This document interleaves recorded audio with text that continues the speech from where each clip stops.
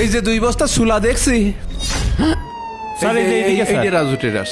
হিসেবটা এই সরা সরা। হুজুর কি দোকানে আছে? রোজায় অনেক কিছু কেনাকাটা করতে হবে, যেভাবে দাম বাড়ছে। আসসালামু আলাইকুম হুজুর। ওয়ালাইকুম আসসালাম। এই রোজার মাসের কয়টা বাজার করতে চলে আসলাম। কি দেব বলেন? 12 কেজি সুলা আর 2 কেজি মসুরির ডাল, 1 খাসি ডিম দেবেন আর 3 কেজি চিনি। ভাই, ডাল আর ডিমটা আমি দিতে পারবা না, কিন্তু সুলা আর চিনিটা আমি দিতে পারবো না ভাই। রমজান মাসে সুলা ছাড়া ইফতারি হয়, আর চিনি না হলে শরবত ছাড়া ইফতারি করবো কি করে? কি আর বলবো ভাই, ওই যে রাজু ট্রেডার্সের রাজু ভাই আছেন, হ্যাঁ হ্যাঁ, উনি 10 বস্তা সুলা আর 3 বস্তা চিনি কিনে মজুত করে রেখেছেন। যখন বাজারে সংকট তৈরি হবে তখন বিক্রি করবে। আচ্ছা তাহলে আপনি আমার ওই মসুরির ডাল আর ডিমটাই দেন, সুলা আর চিনি রাজু ভাইয়ের ওখানতেই নেই।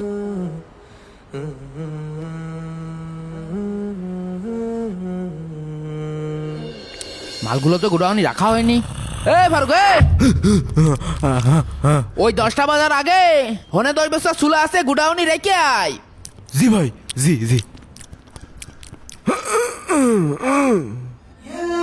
যাই রাজু ভাইয়ের কাছ থেকে সুলা আর চিনিটা নিয়ে যাই। রাজু ভাই, জি ভাই। আমার 12 কেজি সুলা আর 3 কেজি চিনি দেন তো। আর ভাই, আপনি যদি একটা দিন আগে আসতে পারতেন, মালগুলো দিতেই পারতাম। আমার কাছে তো মাল নাই, আর পাইকারি ব্যবসায়ীরা মাল দিচ্ছে না। কি বলেন? আপনি নিজেই তো পাইকারি ব্যবসা করেন।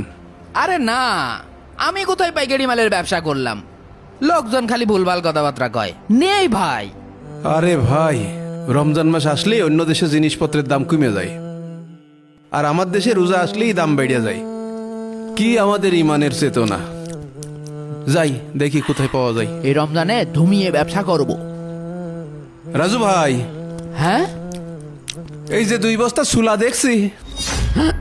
আরে মাহমুদ ভাই, আপনি আমারে বিশ্বাসই করতে পারলেন না। ওইটা কি সুলার বস্তা নাকি? ও তো আটার বস্তা। ও আচ্ছা, এই বস্তা ঠিক করে দিয়ে আয়। কথা কলি কথা শোনে না, যা। রাজু ভাই, হ্যাঁ? দোকানে কাস্টমার দাঁড়ায় আছে, 1 বস্তা সুলা দেন তো।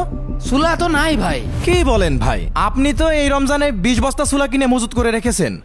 কি সব উল্টাপাল্টা কথা বলছেন? আমার নামে এইসব কথাবার্তা কে বলে বলেন দিনি?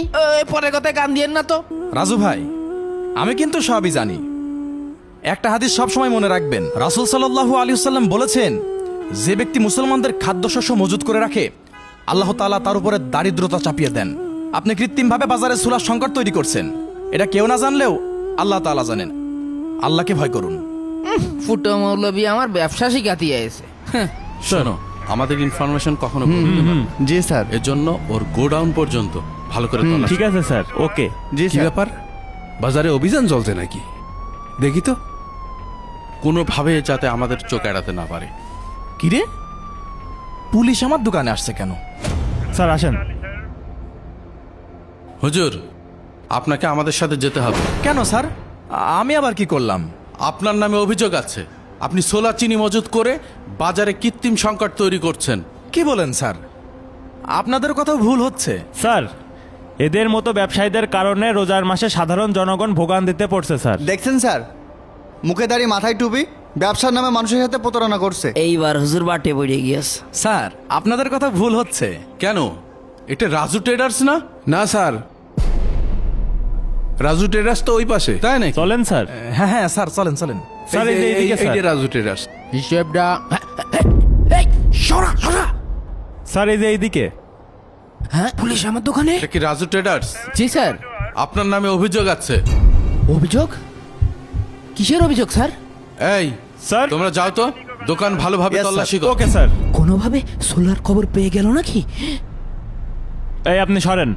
আপনার কেউ ভুল তথ্য দিয়েছে। সৎ থাকলে তো কোনো সমস্যা নেই, যদি কোনো সোলার বস্তা পাওয়া যায় তখন মজাটা বুঝবেন। এই রে, কি যে হবে নে। এখানে তো 1 বস্তা ছোলা। দেখি দেখি, 4 আর 4 8 আর 2 10। স্যার, হ্যাঁ, এখানে 10 বস্তা ছোলা পাওয়া গেছে স্যার। 10 বস্তা? যাই তো দেখি। স্যার, এখানে নিচে 4 বস্তা চিনি পাওয়া গেছে। আমার মাথায় বাড়ি এখন। স্যার, এই দেখেন ছোলা, আর এই সবগুলো বস্তাতেই ছোলা স্যার। এই হলো আপনার 10 বছরের সততা। না মানে স্যার, রমজান মাসে ছোলা চিনির চাহিদা একটু বেশি থাকে তো এই জন্য এখানে রেখে দিয়েছিলাম। রমজান মাস রহমতের মাস। এই মাসে মানুষ বেশি বেশি দান খয়রাত করে, আর আপনার মতন কিছু অসাধু ব্যবসায়ী এই রমজান মাসের সুযোগ নিয়ে ব্যবসা করছে। কনস্টেবল, জি স্যার। ওকে গ্রেপ্তার করে গাড়িতে ওঠাও।